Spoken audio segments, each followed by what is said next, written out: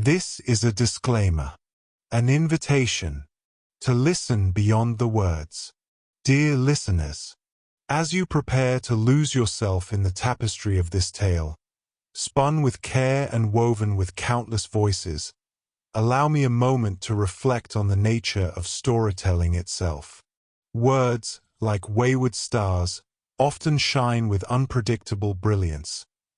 They illuminate, they resonate, but they can also flicker as they cross from tongue to ear.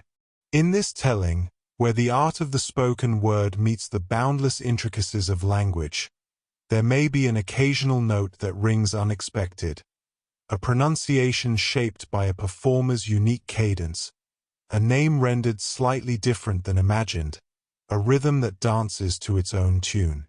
These moments are not flaws, but gentle reminders of the heart behind the performance, breathing life into the story in its own vivid way.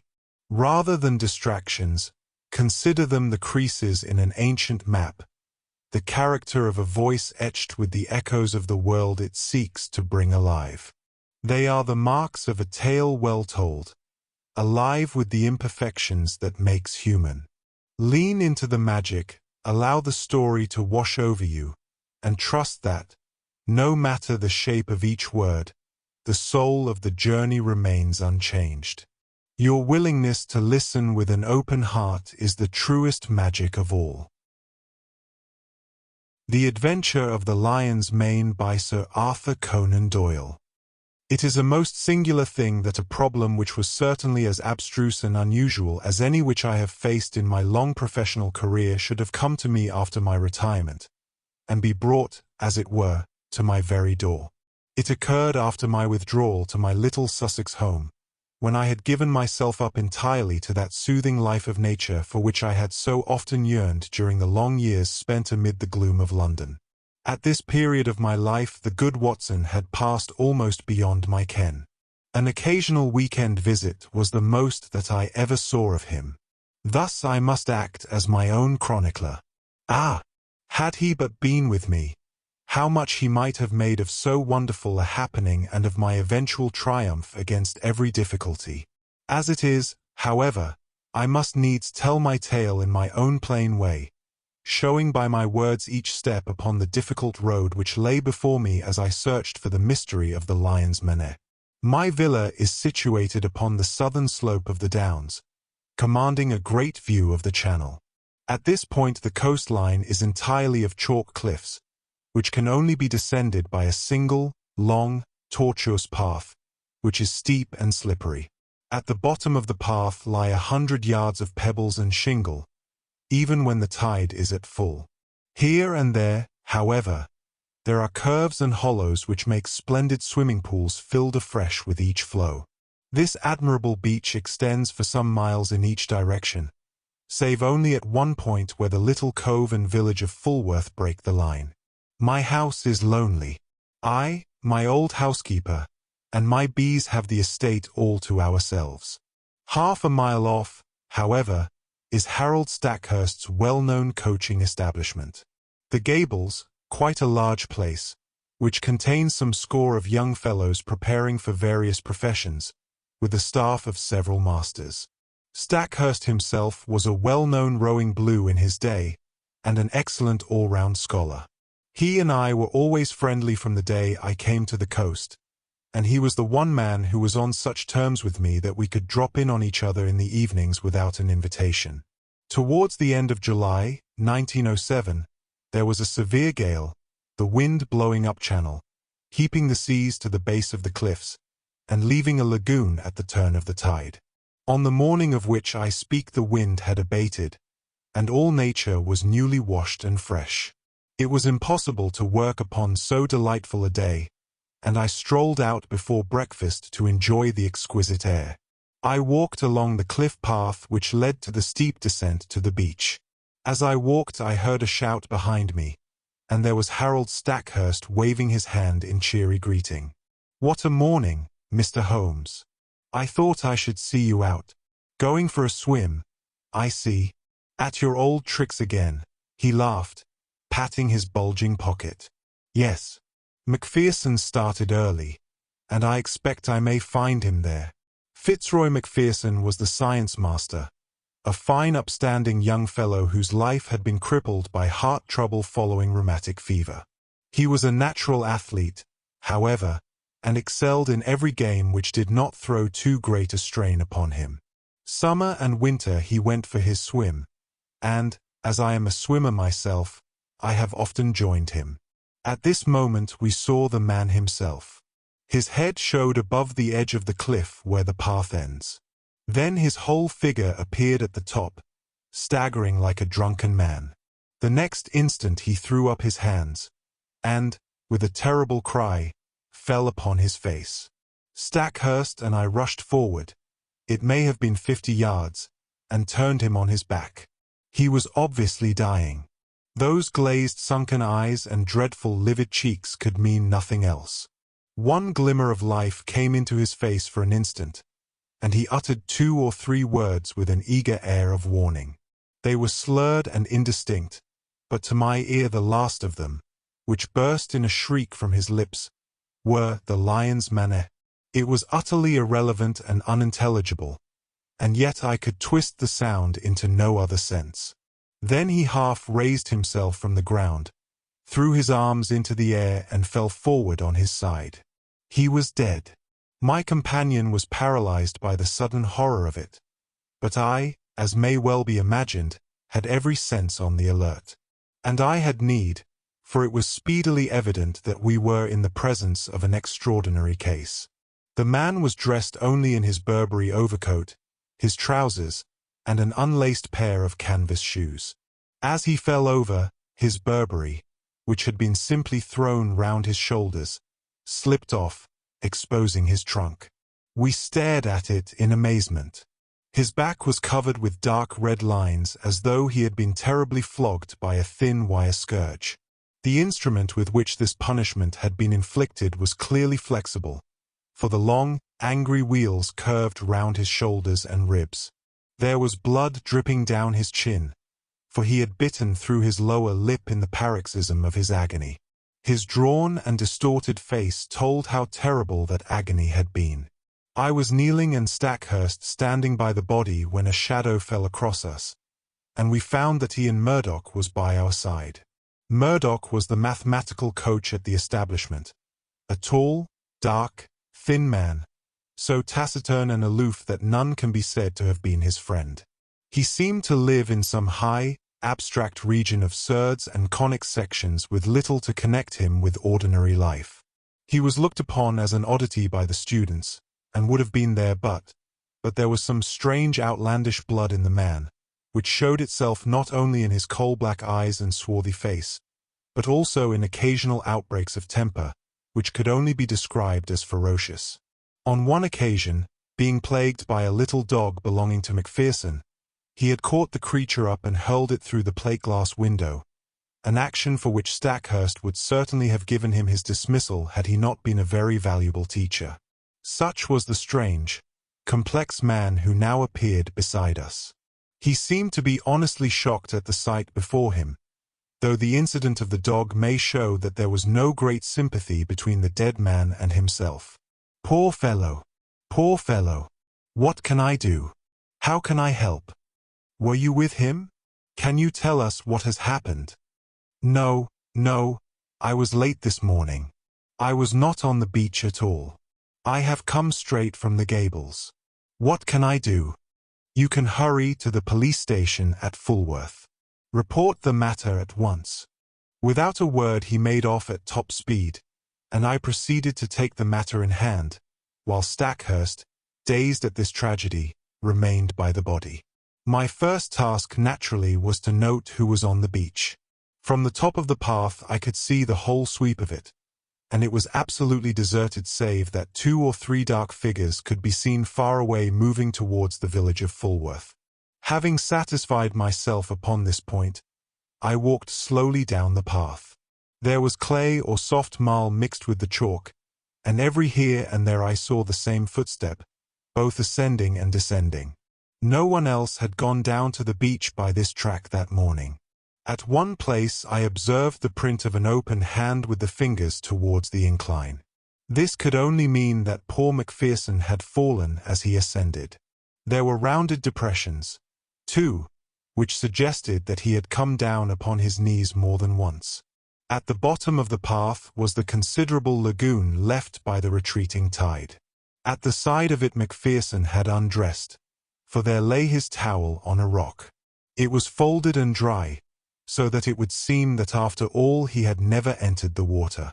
Once or twice as I hunted round amid the hard shingle I came on little patches of sand where the print of his canvas shoe, and also of his naked foot, could be seen.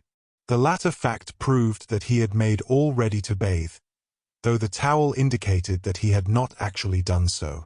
And here was the problem clearly defined, as strange a one as had ever confronted me. The man had not been on the beach more than a quarter of an hour at the most. Stackhurst had followed him from the gables, so there could be no doubt about that. He had gone to bathe and had stripped, as the naked footsteps showed. Then he had suddenly huddled on his clothes again. They were all disheveled and unfastened, and he had returned without bathing, or at any rate without drying himself.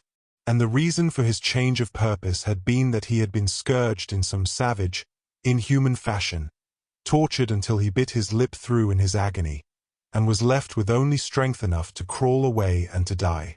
Who had done this barbarous deed?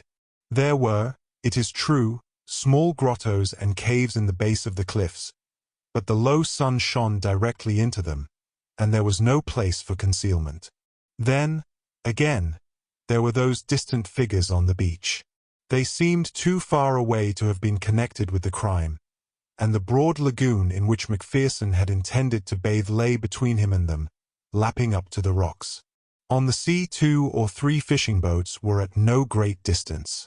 Their occupants might be examined at our leisure. There were several roads for inquiry, but none which led to any very obvious goal. When I at last returned to the body I found that a little group of wondering folk had gathered round it. Stackhurst was, of course, still there, and Ian Murdoch had just arrived with Anderson, the village constable, a big, ginger-moustached man of the slow, solid Sussex breed, a breed which covers much good sense under a heavy, silent exterior. He listened to everything, took note of all we said, and finally drew me aside. "I'd be glad of your advice, Mr. Holmes. This is a big thing for me to handle, and I'll hear of it from Lewis if I go wrong." I advised him to send for his immediate superior, and for a doctor, also to allow nothing to be moved, and as few fresh footmarks as possible to be made, until they came. In the meantime I searched the dead man's pockets. There were his handkerchief, a large knife, and a small folding card case. From this projected a slip of paper, which I unfolded and handed to the constable. There was written on it in a scrawling, feminine hand, "I will be there, you may be short, Moddy." It read like a love affair, an assignation, though when and where were a blank. The constable replaced it in the card case and returned it with the other things to the pockets of the Burberry. Then, as nothing more suggested itself, I walked back to my house for breakfast, having first arranged that the base of the cliffs should be thoroughly searched. Stackhurst was round in an hour or two to tell me that the body had been removed to the Gables, where the inquest would be held. He brought with him some serious and definite news. As I expected, nothing had been found in the small caves below the cliff, but he had examined the papers in Macpherson's desk, and there were several which showed an intimate correspondence with a certain Miss Maud Bellamy of Fulworth. We had then established the identity of the writer of the note. "The police have the letters," he explained. "I could not bring them. But there is no doubt that it was a serious love affair. I see no reason, however, to connect it with that horrible happening save, indeed, that the lady had made an appointment with him, but hardly at a bathing pool which all of you were in the habit of using," I remarked. "It is mere chance," said he, "that several of the students were not with Macpherson." Was it mere chance? Stackhurst knit his brows in thought. "Ian Murdoch held them back," said he. "He would insist upon some algebraic demonstration before breakfast." Poor chap. He is dreadfully cut up about it all. And yet I gather that they were not friends. At one time they were not. But for a year or more Murdoch has been as near to Macpherson as he ever could be to anyone. He is not of a very sympathetic disposition by nature. So I understand. I seem to remember your telling me once about a quarrel over the ill usage of a dog. That blew over all right, but left some vindictive feeling, perhaps. No, no. I am sure they were real friends.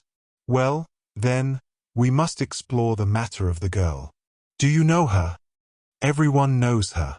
She is the beauty of the neighborhood, a real beauty, Holmes, who would draw attention everywhere. I knew that Macpherson was attracted by her, but I had no notion that it had gone so far as these letters would seem to indicate. But who is she? She is the daughter of old Tom Bellamy, who owns all the boats and bathing cots at Fulworth. He was a fisherman to start with, but is now a man of some substance. He and his son William run the business. Shall we walk into Fulworth and see them? On what pretext? Oh, we can easily find a pretext. After all, this poor man did not ill-use himself in this outrageous way. Some human hand was on the handle of that scourge, if indeed it was a scourge which inflicted the injuries. His circle of acquaintances in this lonely place was surely limited.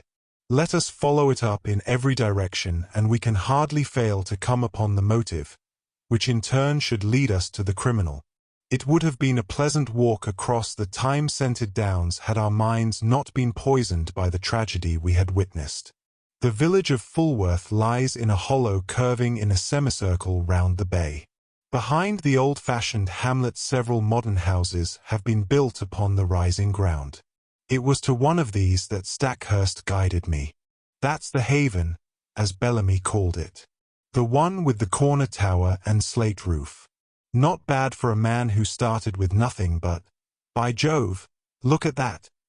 The garden gate of the Haven had opened and a man had emerged. There was no mistaking that tall, angular, straggling figure. It was Ian Murdoch, the mathematician. A moment later we confronted him upon the road. "Hello," said Stackhurst. The man nodded, gave us a sideways glance from his curious dark eyes, and would have passed us, but his principal pulled him up. "What were you doing there?" he asked.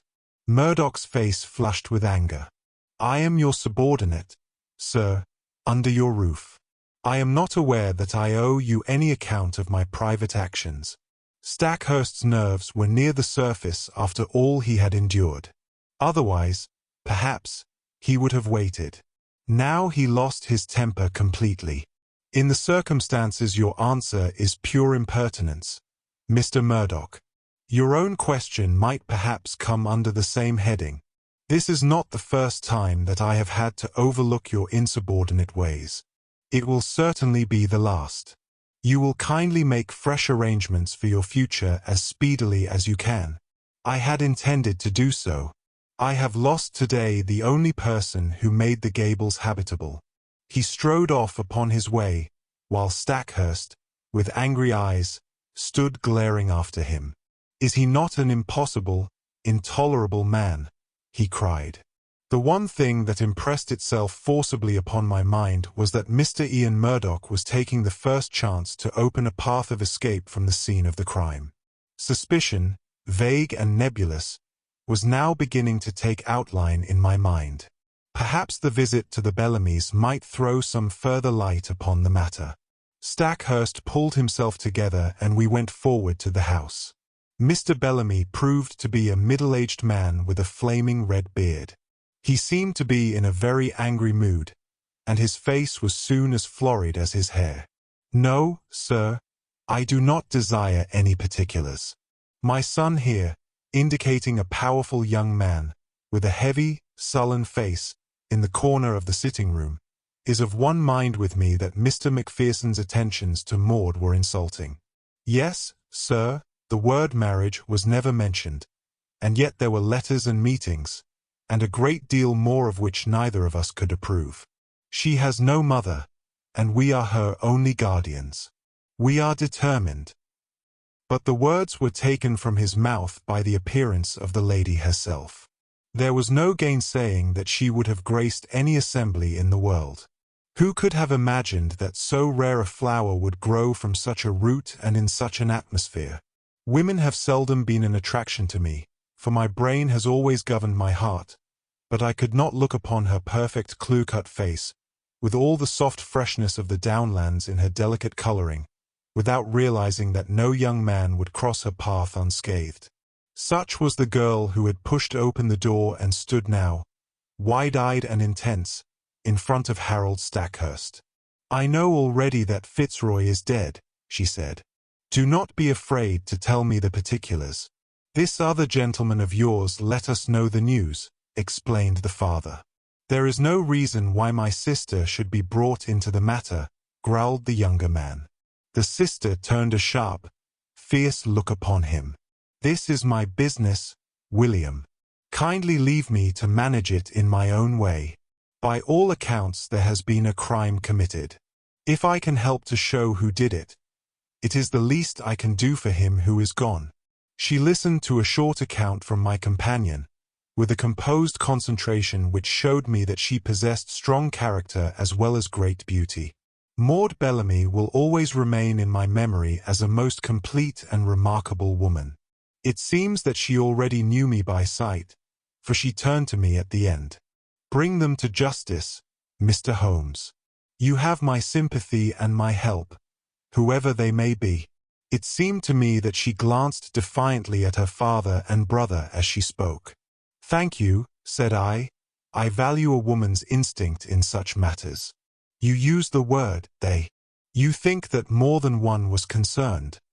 I knew Mr. Macpherson well enough to be aware that he was a brave and a strong man. No single person could ever have inflicted such an outrage upon him. "Might I have one word with you alone?" "I tell you, Maud, not to mix yourself up in the matter," cried her father angrily. She looked at me helplessly. "What can I do? The whole world will know the facts presently, so there can be no harm if I discuss them here," said I. "I should have preferred privacy, but if your father will not allow it, he must share the deliberations." Then I spoke of the note which had been found in the dead man's pocket. "It is sure to be produced at the inquest. May I ask you to throw any light upon it that you can?" "I see no reason for mystery," she answered. "We were engaged to be married, and we only kept it secret because Fitzroy's uncle, who was very old and said to be dying, might have disinherited him if he had married against his wish. There was no other reason." "You could have told us," growled Mr. Bellamy. "So I would, father, if you had ever shown sympathy. I object to my girl picking up with men outside her own station. It was your prejudice against him which prevented us from telling you. As to this appointment," she fumbled in her dress and produced a crumpled note. It was in answer to this. "Dearest," ran the message, "the old place on the beach just after sunset on Tuesday. It is the only time I can get away. FM. Tuesday was today, and I had meant to meet him tonight." I turned over the paper. "This never came by post. How did you get it?" "I would rather not answer that question. It has really nothing to do with the matter which you are investigating. But anything which bears upon that I will most freely answer." She was as good as her word, but there was nothing which was helpful in our investigation. She had no reason to think that her fiancé had any hidden enemy, but she admitted that she had had several warm admirers. "May I ask if Mr. Ian Murdoch was one of them?" She blushed and seemed confused. "There was a time when I thought he was. But that was all changed when he understood the relations between Fitzroy and myself." Again the shadow round this strange man seemed to me to be taking more definite shape. His record must be examined. His rooms must be privately searched. Stackhurst was a willing collaborator, for in his mind also suspicions were forming. We returned from our visit to the haven with the hope that one free end of this tangled skein was already in our hands. A week passed. The inquest had thrown no light upon the matter and had been adjourned for further evidence. Stackhurst had made discreet inquiry about his subordinate, and there had been a superficial search of his room, but without result. Personally, I had gone over the whole ground again, both physically and mentally, but with no new conclusions. In all my chronicles the reader will find no case which brought me so completely to the limit of my powers. Even my imagination could conceive no solution to the mystery. And then there came the incident of the dog. It was my old housekeeper who heard of it first by that strange wireless by which such people collect the news of the countryside. "Sad story this, sir, about Mr. Macpherson's dog," said she one evening. I do not encourage such conversations, but the words arrested my attention. "What of Mr. Macpherson's dog?"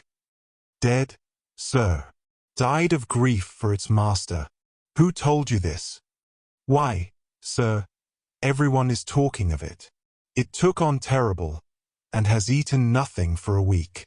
Then today 2 of the young gentlemen from the Gables found it dead, down on the beach, sir, at the very place where its master met his end. At the very place." The words stood out clear in my memory. Some dim perception that the matter was vital rose in my mind. That the dog should die was after the beautiful, faithful nature of dogs. But in the very place. Why should this lonely beach be fatal to it? Was it possible that it also had been sacrificed to some revengeful feud? Was it possible? Yes, the perception was dim, but already something was building up in my mind. In a few minutes I was on my way to the Gables, where I found Stackhurst in his study. At my request he sent for Sudbury and Blount, the 2 students who had found the dog. "Yes, it lay on the very edge of the pool," said one of them. "It must have followed the trail of its dead master. I saw the faithful little creature, an Airedale terrier, laid out upon the mat in the hall. The body was stiff and rigid, the eyes projecting, and the limbs contorted. There was agony in every line of it. From the Gables I walked down to the bathing pool. The sun had sunk and the shadow of the great cliff lay black across the water, which glimmered dully like a sheet of lead. The place was deserted and there was no sign of life save for 2 seabirds circling and screaming overhead. In the fading light I could dimly make out the little dog's spoor upon the sand round the very rock on which his master's towel had been laid. For a long time I stood in deep meditation while the shadows grew darker around me. My mind was filled with racing thoughts. You have known what it was to be in a nightmare in which you feel that there is some all-important thing for which you search and which you know is there, though it remains forever just beyond your reach. That was how I felt that evening as I stood alone by that place of death. Then at last I turned and walked slowly homewards. I had just reached the top of the path when it came to me. Like a flash, I remembered the thing for which I had so eagerly and vainly grasped. You will know, or Watson has written in vain, that I hold a vast store of out-of-the-way knowledge, without scientific system, but very available for the needs of my work.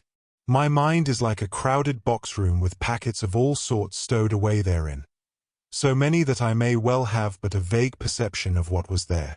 I had known that there was something which might bear upon this matter. It was still vague, but at least I knew how I could make it clear. It was monstrous, incredible, and yet it was always a possibility. I would test it to the full. There is a great garret in my little house which is stuffed with books. It was into this that I plunged and rummaged for an hour. At the end of that time I emerged with a little chocolate and silver volume. Eagerly I turned up the chapter of which I had a dim remembrance.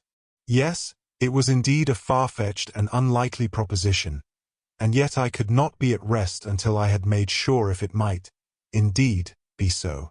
It was late when I retired, with my mind eagerly awaiting the work of the morrow. But that work met with an annoying interruption. I had hardly swallowed my early cup of tea and was starting for the beach when I had a call from Inspector Bardai of the Sussex Constabulary. A steady, solid, bovine man with thoughtful eyes, which looked at me now with a very troubled expression. "I know your immense experience, sir," said he. "This is quite unofficial, of course, and need go no farther. But I am fairly up against it in this Macpherson case. The question is, shall I make an arrest, or shall I not?" "Meaning Mr. Ian Murdoch?" "Yes, sir. There is really no one else when you come to think of it. That's the advantage of this solitude. We narrow it down to a very small compass. If he did not do it, then who did? What have you against him?" He had gleaned along the same furrows as I had. There was Murdoch's character and the mystery which seemed to hang round the man. His furious bursts of temper, as shown in the incident of the dog. The fact that he had quarrelled with Macpherson in the past, and that there was some reason to think that he might have resented his attentions to Miss Bellamy. He had all my points, but no fresh ones, save that Murdoch seemed to be making every preparation for departure. What would my position be if I let him slip away with all this evidence against him? The burly, phlegmatic man was sorely troubled in his mind. "Consider," I said, "all the essential gaps in your case. On the morning of the crime he can surely prove an alibi. He had been with his scholars till the last moment, and within a few minutes of Macpherson's appearance he came upon us from behind. Then bear in mind the absolute impossibility that he could single-handed have inflicted this outrage upon a man quite as strong as himself. Finally, there is this question of the instrument with which these injuries were inflicted. What could it be but a scourge or flexible whip of some sort? Have you examined the marks?" I asked. "I have seen them. So has the doctor, but I have examined them very carefully with a lens. They have peculiarities." "What are they, Mr. Holmes?" I stepped to my bureau and brought out an enlarged photograph. "This is my method in such cases," I explained. "You certainly do things thoroughly, Mr. Holmes. I should hardly be what I am if I did not. Now let us consider this wheel which extends round the right shoulder. Do you observe nothing remarkable?" "I can't say I do. Surely it is evident that it is unequal in its intensity.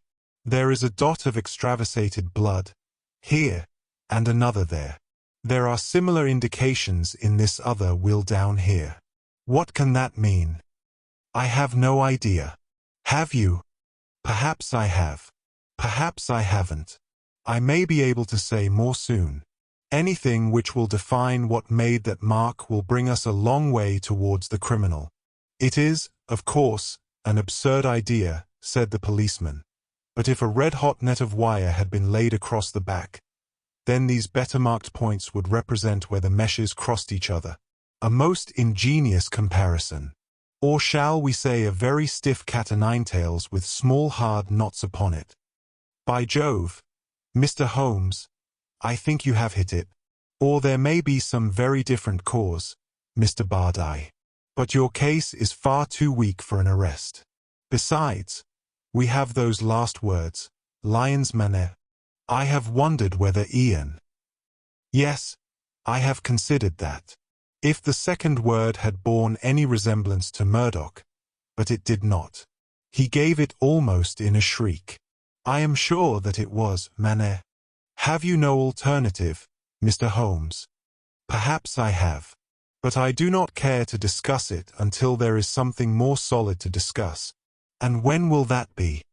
"In an hour, possibly less." The inspector rubbed his chin and looked at me with dubious eyes. "I wish I could see what was in your mind, Mr. Holmes. Perhaps it's those fishing boats." "No, no. They were too far out." "Well, then, is it Bellamy and that big son of his? They were not too sweet upon Mr. Macpherson. Could they have done him a mischief?" "No, no. You won't draw me until I am ready," said I with a smile. "Now, Inspector, we each have our own work to do. Perhaps if you were to meet me here at midday." So far we had got when there came the tremendous interruption which was the beginning of the end. My outer door was flung open, there were blundering footsteps in the passage, and Ian Murdoch staggered into the room, pallid, disheveled, his clothes in wild disorder, clawing with his bony hands at the furniture to hold himself erect. "Brandy! Brandy!" he gasped, and fell groaning upon the sofa. He was not alone. Behind him came Stackhurst, hatless and panting, almost as distrait as his companion. "Yes, yes, brandy," he cried. "The man is at his last gasp. It was all I could do to bring him here. He fainted twice upon the way. Half a tumbler of the raw spirit brought about a wondrous change." He pushed himself up on one arm and swung his coat from off his shoulders. "For God's sake! Oil, opium, morphia," he cried. "Anything to ease this infernal agony." The inspector and I cried out at the sight. There, crisscrossed upon the man's naked shoulder, was the same strange reticulated pattern of red, inflamed lines which had been the death mark of Fitzroy Macpherson. The pain was evidently terrible and was more than local, for the sufferer's breathing would stop for a time, his face would turn black, and then with loud gasps he would clap his hand to his heart, while his brow dropped beads of sweat. At any moment he might die. More and more brandy was poured down his throat, each fresh dose bringing him back to life. Pads of cotton wool soaked in salad oil seemed to take the agony from the strange wounds. At last his head fell heavily upon the cushion. Exhausted nature had taken refuge in its last storehouse of vitality. It was half asleep and half a faint, but at least it was ease from pain.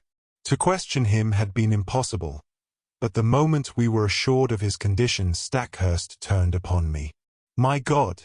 he cried. "What is it, Holmes? What is it? Where did you find him?"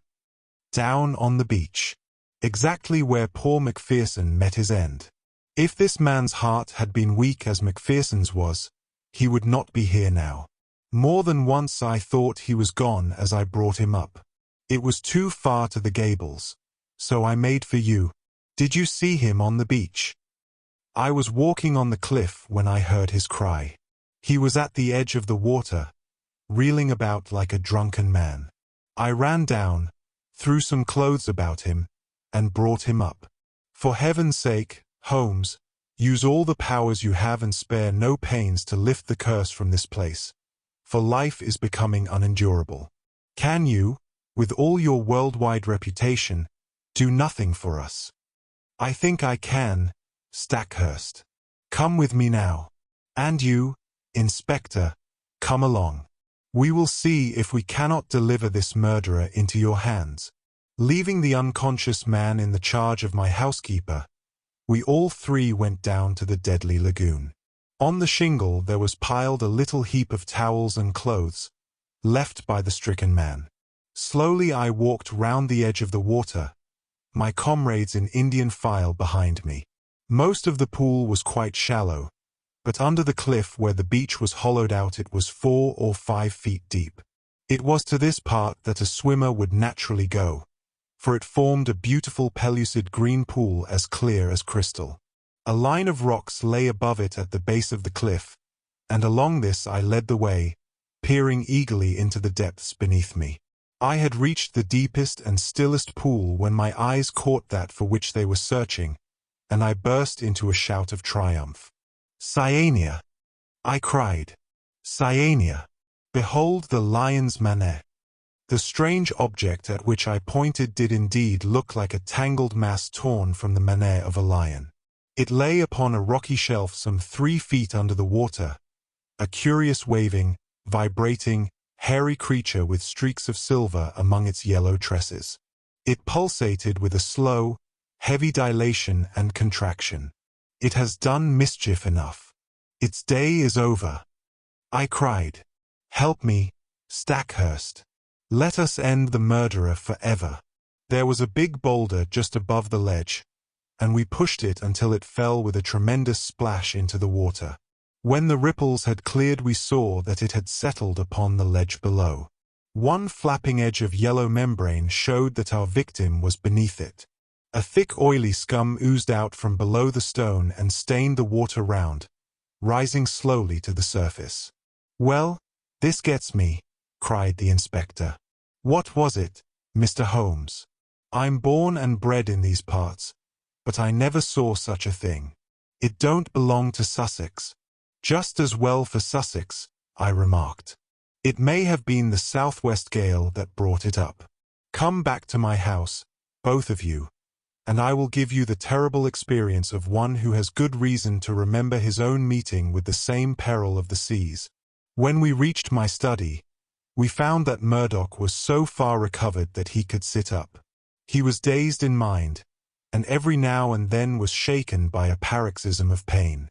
In broken words he explained that he had no notion what had occurred to him, save that terrific pangs had suddenly shot through him, and that it had taken all his fortitude to reach the bank. "Here is a book," I said, taking up the little volume, which first brought light into what might have been forever dark. "It is out of doors, by the famous observer J. Giel Wood. Wood himself very nearly perished from contact with this vile creature, so he wrote with a very full knowledge. Cyanea capillata is the miscreant's full name, and he can be as dangerous to life as, and far more painful than, the bite of the cobra. Let me briefly give this extract. If the bather should see a loose roundish mass of tawny membranes and fibers, something like very large handfuls of lion's mane and silver paper, let him beware, for this is the fearful stinger, Cyanea capillata. Could our sinister acquaintance be more clearly described? He goes on to tell his own encounter with one when swimming off the coast of Kent. He found that the creature radiated almost invisible filaments to the distance of 50 feet, and that anyone within that circumference from the deadly center was in danger of death. Even at a distance the effect upon Wood was almost fatal. The multitudinous threads caused light scarlet lines upon the skin which on closer examination resolved into minute dots or pustules, each dot charged as it were with a red-hot needle making its way through the nerves.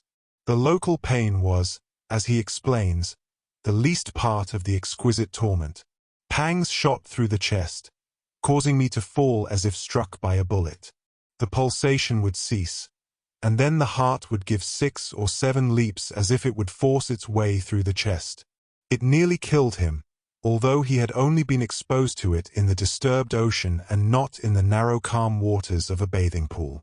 He says that he could hardly recognize himself afterwards, so white, wrinkled and shriveled was his face.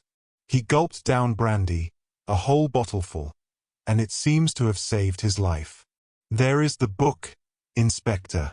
I leave it with you, and you cannot doubt that it contains a full explanation of the tragedy of poor Macpherson, and incidentally exonerates me, remarked Ian Murdoch with a wry smile. I do not blame you, Inspector, nor you, Mr. Holmes, for your suspicions were natural. I feel that on the very eve of my arrest I have only cleared myself by sharing the fate of my poor friend. No, Mr. Murdoch. I was already upon the track, and had I been out as early as I intended I might well have saved you from this terrific experience. But how did you know, Mr. Holmes? I am an omnivorous reader with a strangely retentive memory for trifles. That phrase, lion's mane, haunted my mind. I knew that I had seen it somewhere in an unexpected context. You have seen that it does describe the creature. I have no doubt that it was floating on the water when Macpherson saw it, and that this phrase was the only one by which he could convey to us a warning as to the creature which had been his death. Then I, at least, am cleared, said Murdoch, rising slowly to his feet. There are 1 or 2 words of explanation which I should give, for I know the direction in which your inquiries have run. It is true that I loved this lady, but from the day when she chose my friend Macpherson my one desire was to help her to happiness. I was well content to stand aside and act as their go-between. Often I carried their messages, and it was because I was in their confidence and because she was so dear to me that I hastened to tell her of my friend's death, lest someone should forestall me in a more sudden and heartless manner. She would not tell you, sir, of our relations lest you should disapprove and I might suffer. But with your leave I must try to get back to the Gables, for my bed will be very welcome. Stackhurst held out his hand. "Our nerves have all been at concert pitch," said he. "Forgive what is past, Murdoch. We shall understand each other better in the future." They passed out together with their arms linked in friendly fashion. The inspector remained, staring at me in silence with his ox-like eyes. "Well, you've done it," he cried at last. "I had read of you, but I never believed it. It's wonderful." I was forced to shake my head. To accept such praise was to lower one's own standards. I was slow at the outset, culpably slow. Had the body been found in the water, I could hardly have missed it. It was the towel which misled me. The poor fellow had never thought to dry himself, and so I in turn was led to believe that he had never been in the water. Why, then, should the attack of any water creature suggest itself to me? That was where I went astray. Well, Inspector, I often ventured to chaff you gentlemen of the police force, but Cyanea Capillata very nearly avenged Scotland Yard. Dear listener, we close the pages on another tale, a journey through words, imagination, and emotion. Here at the Falls Audiobook, where stories flow like a river's current, carrying you to distant worlds and uncharted depths, we thank you for joining us. As always, we invite you to linger a little longer. Subscribe to our channel to discover more stories waiting to be heard, each a cascade of voices, ideas, and artistry. And remember, every great story begins with a single word. Perhaps the next one will begin with you. Until our voices meet again, may your days be filled with quiet moments, rich pages, and the soothing sound of a story well told. This is the Falls Audiobook, signing off.